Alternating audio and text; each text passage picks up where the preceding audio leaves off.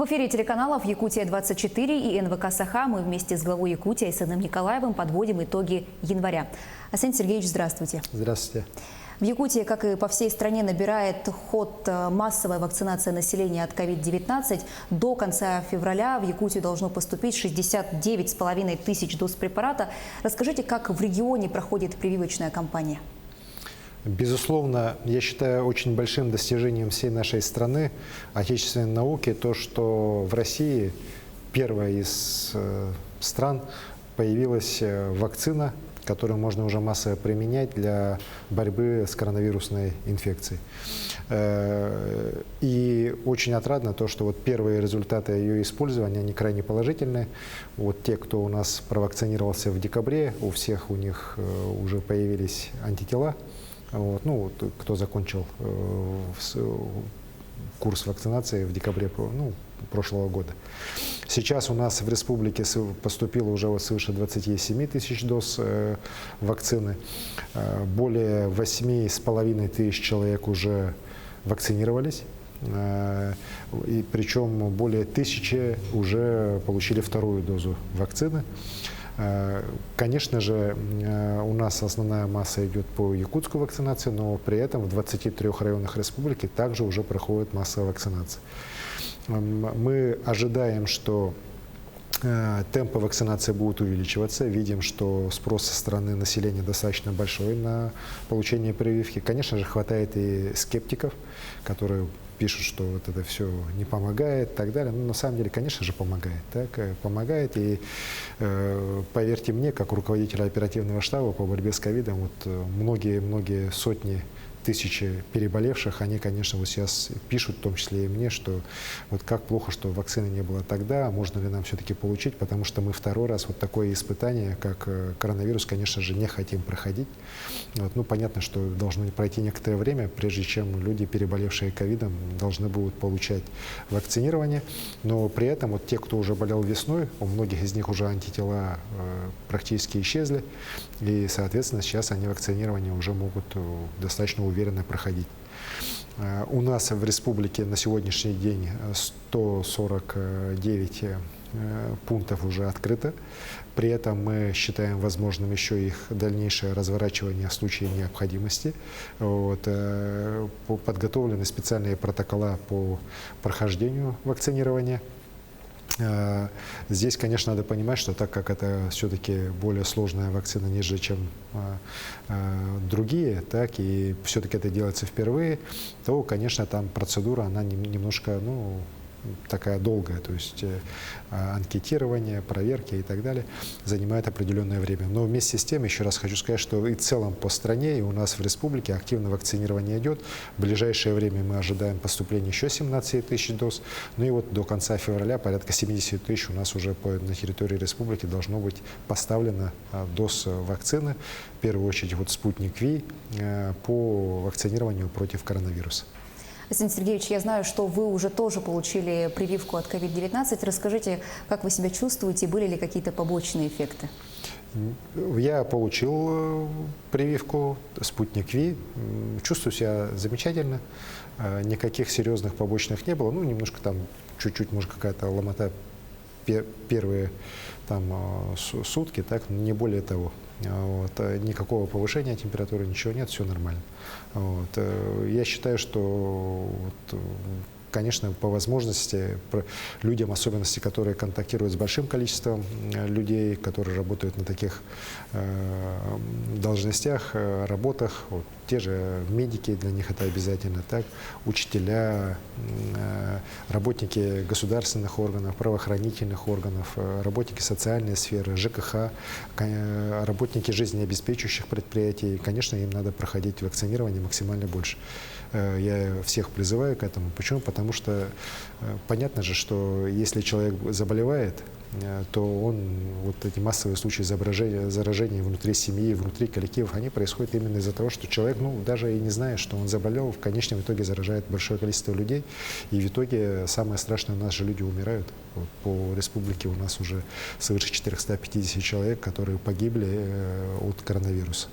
Вроде бы 450, но это же каждый человек, это бесценное достояние страны, народа, так, и они уходят, могли бы жить дольше гораздо, так. И, конечно, надо беречь наше старшее поколение. Очень хорошо, что сейчас уже можно вакцинировать, и это уже разрешено и лиц старше 65 лет. Главное, чтобы не было хронических заболеваний.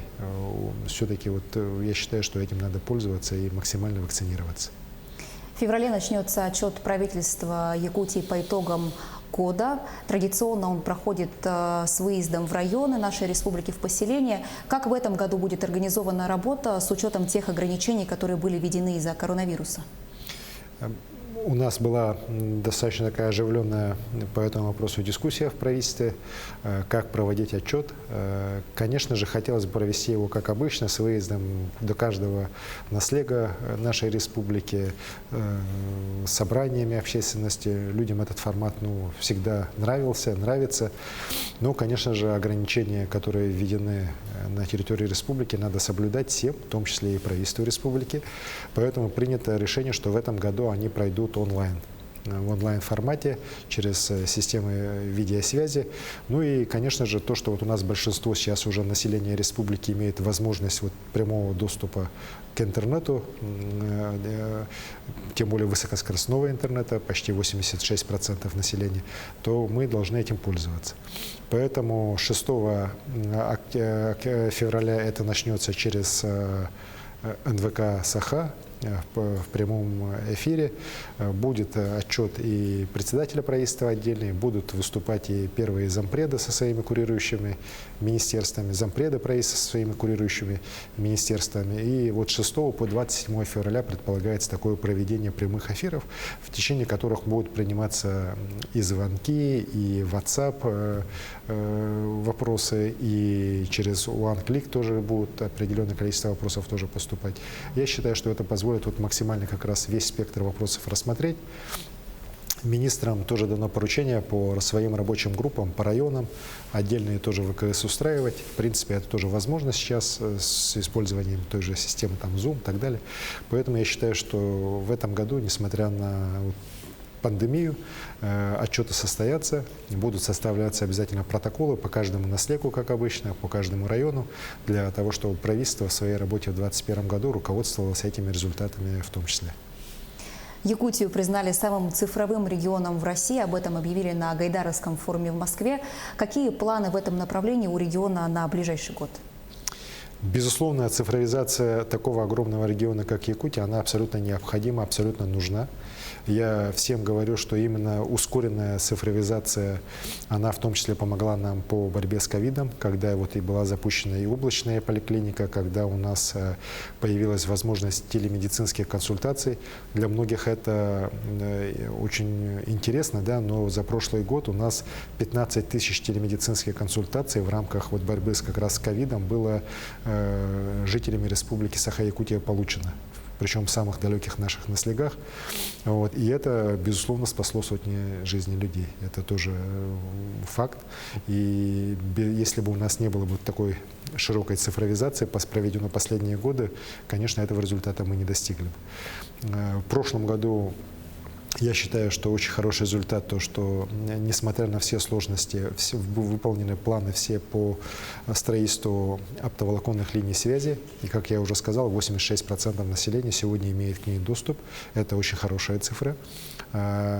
Более того, мы будем продолжать работу, и на этот год поставлена задача свыше 2000 километров оптоволоконной линии связи по республике построить. Тоже очень серьезные объемы, учитывая наше расстояние, наши природные условия. Мы в прошлом году впервые вышли за полярный круг. У нас в Оленек пришла линия волоконно-оптической связи, причем она там не остановилась, она идет дальше, уже до Саскалаха, дальше потом до Юрюнхаи. Тоже такой серьезный проект. Но и по другим регионам нашей Арктики мы тоже будем продолжать работу. Есть уже соглашение по выходу волоконно-оптических линий связи на Верхоянский район. Мы очень серьезно отрабатываем с Ростелекомом возможность все-таки выхода на колымские районы, хотя там, конечно, сложнее, но я думаю, что в ближайшие годы мы решение тоже найдем. Ну и, конечно же, если говорить о уже другой части нашей Якутии, то в цифровизации это перевод наших услуг государственных, муниципальных в цифровой формат. Тоже очень важно. Сегодня порядка 144 государственные муниципальные услуги, они предоставляются в цифровом режиме уже. Мы предполагаем, что оставшиеся 70 с лишним тоже до конца 2022 года мы должны полностью перевести уже в цифровой формат. У нас сегодня 92% жителей республики уже зарегистрированы на портале госуслуг. Тоже очень хорошая цифра. Конечно, ее надо повышать. Вместе с тем, уже десятки, скоро уже сотни тысяч услуг именно через портал будут жителям республики предоставляться. В целом цифровизация идет очень активно, но я думаю, что здесь совершенству нет предела. Так, мы, конечно, должны идти вперед, в том числе и в образовании, цифровизацию активно проводить в здравоохранении, в других отраслях, тем более пандемия, она все показала, что как раз хорошие решения цифровые, они способны как раз жизнь нашу делать наполненной. Вот даже то, что сегодня огромное количество вопросов решается через видеоконференции, тоже это достижение. Так, и благодаря цифровизации мы это все можем делать. И как раз это позволило нам минимизировать ущерб от пандемии в целом для нашего социума, для нашего общества. Поэтому эта работа очень важна. Мы рады, на самом деле, и для нас была большая неожиданность, что нас признали лучшим цифровым регионом страны. Мы, на самом деле, планировали получить этот такой титул, но, скорее всего, уже ближе к 2024 году. Так? А наша работа очень таким серьезным жюри во главе с министром цифровизации нашей страны Максудом Шадаевым была оценена очень высоко именно в 2020 таком непростом году. Для нас это вдвойне почетно, но и вдвойне ответственно. Сейчас в Якутии стоят лютые рекордные морозы, которых не было более 10 лет. Об этом говорят все, не только российские СМИ, но и зарубежные. Все интересуются, как мы выживаем в таких условиях, как справляется система жизнеобеспечения с такими нагрузками.